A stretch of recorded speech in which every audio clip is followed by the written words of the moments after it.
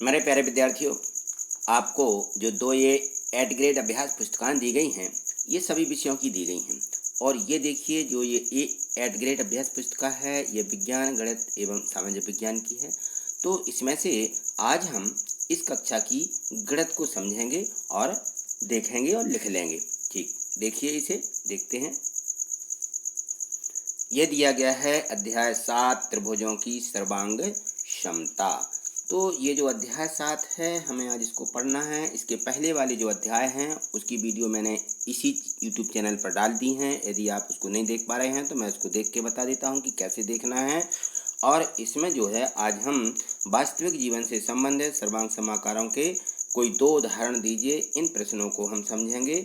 और मैं ये कह रहा हूँ कि यदि आपने मान लीजिए ये जो चैनल है ये सब्सक्राइब नहीं किया है तो इसको सब्सक्राइब करके रखिए, क्योंकि ये जो प्रश्न हैं कक्षा 7वीं के गणित के, ये तीनों विषय मीन्स का मेरिट परीक्षा में पूछे जाते हैं। तो मीन्स का मेरिट परीक्षा क्या होती है, इसकी मैंने वीडियो बना करके डाल दी है, उसे आप देखिए। और हम सभी वीडियो कैसे देख सकते हैं उसे भी मैं 1 मिनट देखिए, मैं बता रहा हूँ।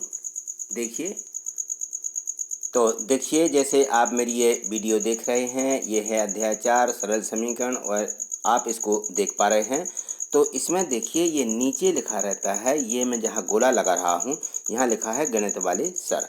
आप इसको क्लिक कर दीजिए। देखिए मैं क्लिक करके बता रहा हूँ, मैंने ये क्लिक कर दिया। और जैसे मैं इसको क्लिक करता हूँ तो यहाँ देखिए सबसे ऊपर लिखा रहता है वीडियोज़, ये लिखा है वीडियो।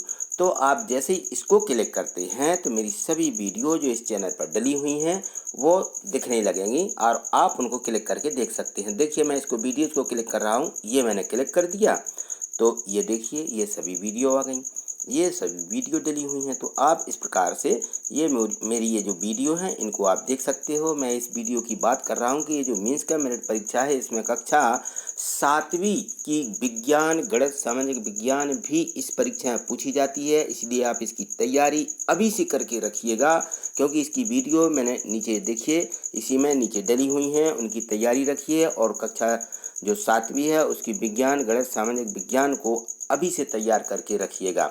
देखिए अब हम अपने प्रश्न को देखते हैं, चलते हैं अपने प्रश्न की ओर।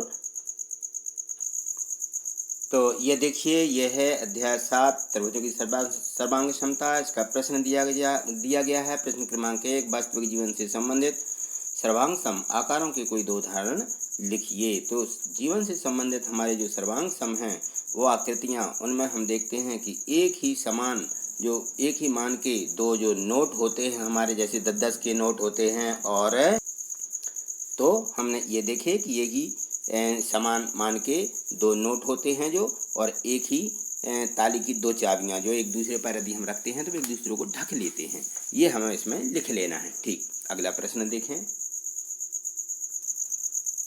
यहाँ देखिए ये जो प्रश्न है क्रमांक 7 दिया गया है, इस प्रश्न क्रमांक जो 2 दिया गया है, इसमें देखिए त्रिभुज ABC एवं त्रिभुज PQR में SS सर्वांग क्षमता प्रतिबंध को बताइए।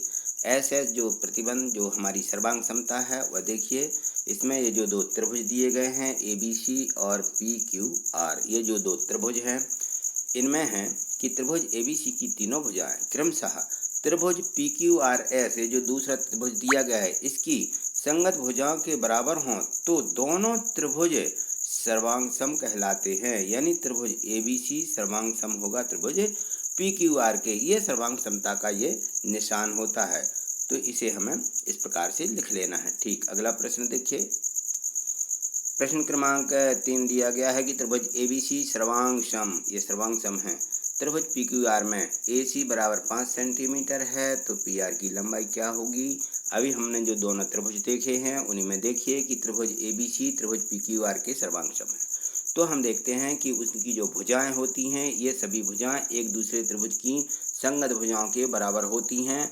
तो हमें यह लिख देना है, और लिख देना है कि जो ये भुजा हमारी PR भुजा है, PR AC के बराबर होगी, इसलिए PR AC बराबर 5 दिया तो PR बराबर भी कितना होगा, 5 सेंटीमीटर। ठीक, अगला प्रश्न देखिए।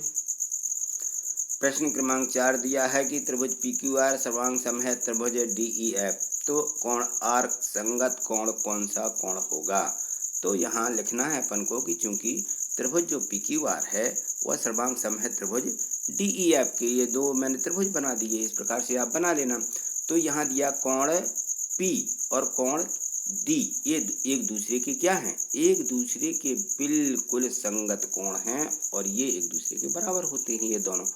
तो मैंने लिख दिया कोण पी कोण डी के बराबर है, कोण क्यू कोण ई के, कोण आर कोण एफ के बराबर होगा। तो मुझे कोण आर का संगत कोण ज्ञात करना है, तो आर का संगत कोण है एफ। ये जो एफ दिया गया है ये जो है आर के संगत कोण है, ये हमें निकालना था। ठीक, अगला प्रश्न देखें। प्रश्न क्रमांक 5 दिया है कि त्रिभुज डी एफ सर्वांग सम है त्रिभुज बी सी ए। तो त्रिभुज जो बी सी ए है उनके जो भाग हैं उनको लिखिए और निम्न के संगत हैं या नहीं हैं ये हमें बताना है। तो यहाँ देखिए जो इसका हल होगा कि ये त्रिभुज डी ई एफ त्रिभुज बी सी ए के सर्वांग सम है। मैंने ये त्रिभुज डी ई एफ और बी सी ए यह बना दिया है। तो यहाँ देखिए चूंकि कोण ई कोण सी के क्या है, बिल्कुल बराबर है। कोण ई कोण सी के बराबर होगा और जो भुजा ई एफ दी गई है ये ई एफ भुजा ये सी ए के बराबर होगी और कोण एफ कोण ए के बराबर होगा। जो एफ कोण है वो कोण ए के, यहाँ ए कोण है कोण ए के बराबर होगा। तो इनके हमने ये जो है ये सभी को लिख दिया। ठीक, अगला प्रश्न देखिए। तो प्रश्न क्रमांक 6 को देखिए। इसमें आकृति दी गई है कि ए बी, ये जो ए बी है यह डी सी के बराबर है और ए डी जो ए डी भुजा है यह हमारी बी सी के बराबर है। तो त्रिभुज ए डी सी जो ये वाला त्रिभुज दिया है ए डी सी, ये सर्वांग सम है त्रिभुज ए बी सी के। तो ये सर्वांग सम होने के सभी संगत कोणों को लिखिए एवं सर्वांग समता का प्रतिबंध भी लिखिए। तो ये देखिए अब हमने इस प्रकार से लिखा है इसे, ये देखिए यहाँ देखते हैं इसको, यहाँ देखिए इसको, ये है,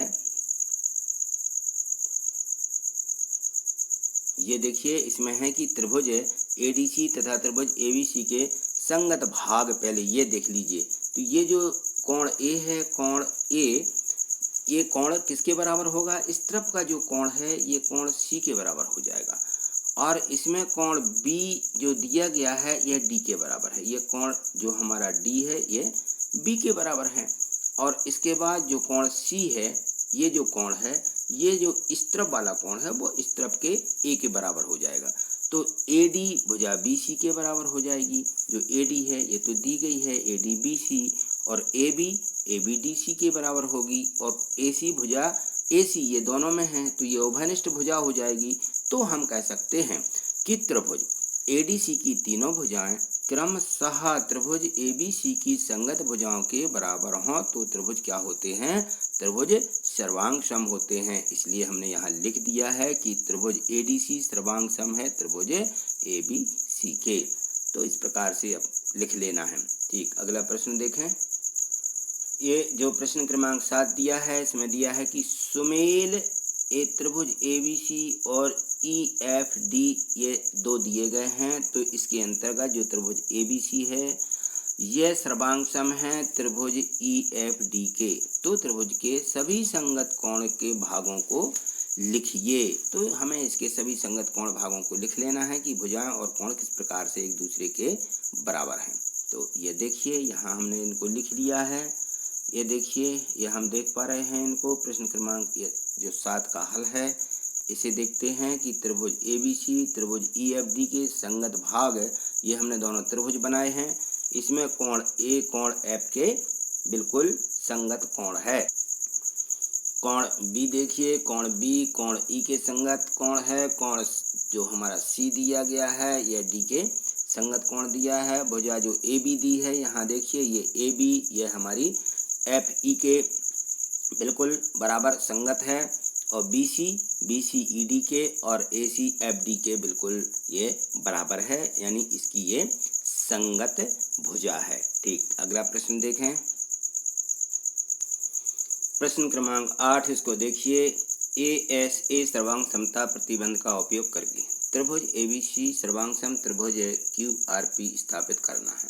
यदि यह दिया गया है कि BCRP इस सर्वांग समता को स्थापित करने के लिए अन्य किन तथ्यों की आवश्यकता है। इसके अलावा हमें दूसरी भी जो इसकी भुजाएं कोण होते हैं उनको चाहिए पड़ता है। तो देखिए इस प्रकार से ये जो दो त्रिभुज दिख रहे हैं, ये इस प्रकार से ये त्रिभुज बना लेना है और इनमें देखिए ये दिया गया है कि त्रिभुज ABC त्रिभुज QRP के बिल्कुल सर्वांग सम हैं।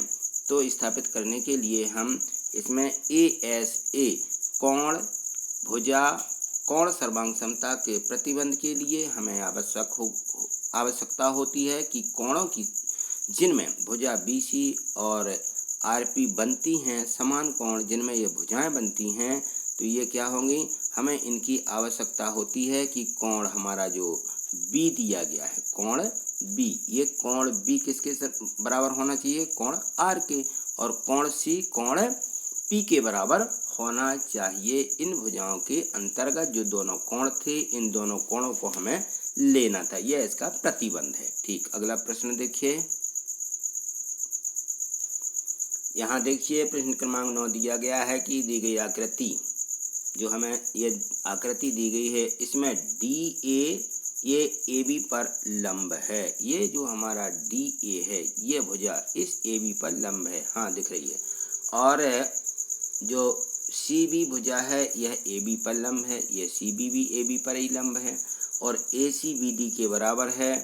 ये जो हमारी AC भुजा ये है, ये हमारी यह BD ये भुजा है, इसके बिल्कुल बराबर है। तो इसमें दिया गया कि त्रिभुज ABC, अब देखिए इसमें दो त्रिभुज बन रहे हैं, एक तो त्रिभुज ये इस तरफ का ABC और दूसरा DAB, इनके बराबर भागों के 3 युग्म बताइए और ये जो नीचे दिया गया है ये कथन बताइए क्या ये सत्य हैं, A और कथन B। तो हम देखते हैं इन दोनों त्रिभुजों में त्रिभुजों की सर्वांग समता से।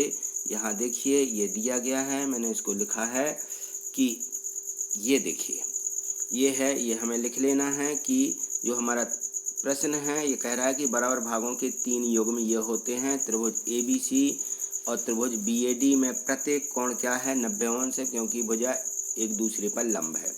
तो इसमें AD BD के बराबर ये दिया है, और AB ये BA जो है दोनों की भुजा है, ये उभयनिष्ठ होगी। तो त्रिभुज ABC और त्रिभुज BAD ये क्या होंगे, सर्वांग सम होंगे। किससे, राइट हैंड RHS जो हमारी सर्वांग समता प्रतिबंध है इससे। तो इसलिए कथन जो A दिया गया है वह बिल्कुल सत्य है, और कथन B सत्य नहीं है, क्योंकि शीर्षों में यह सुमेल नहीं करता, दोनों के शीर्ष एक समान नहीं है। तो कथन हमारा A बस सत्य है। ठीक, अगला प्रश्न देखें, ये 10वां प्रश्न है, इसे देखिए।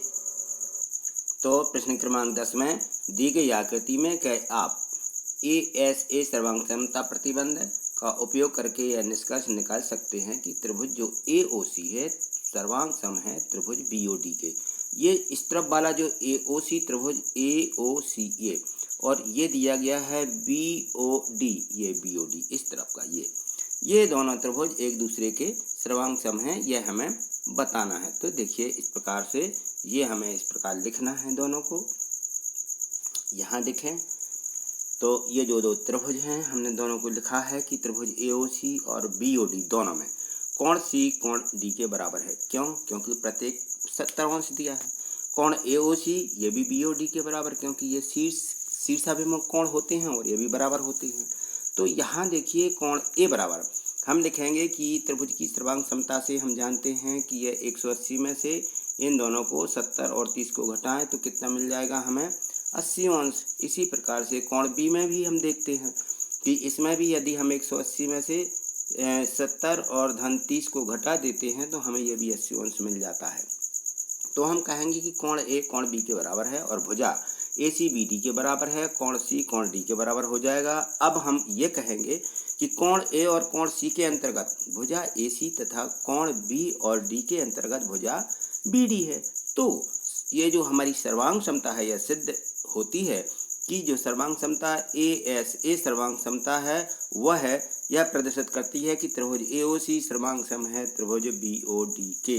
यह हमें लिख लेना है और अच्छे से समझ लेना है। ठीक, तो इस प्रकार से हमने ये सभी जो हमारे 1 से 10 तक के प्रश्न दिए गए थे, सभी को हमने अच्छे से समझ लिया है और इनको हमें अपनी कॉपी में लिख लेना है। यदि मान लीजिए आपको ये सब अच्छे से समझ में आया है तो इसे आप लाइक और शेयर करें, जिससे कि अगली जो हमारी वीडियो है अगले पाठों की आपको मिल सकें। इस चैनल को सब्सक्राइब करके ज़रूर रखिएगा। थैंक यू, धन्यवाद।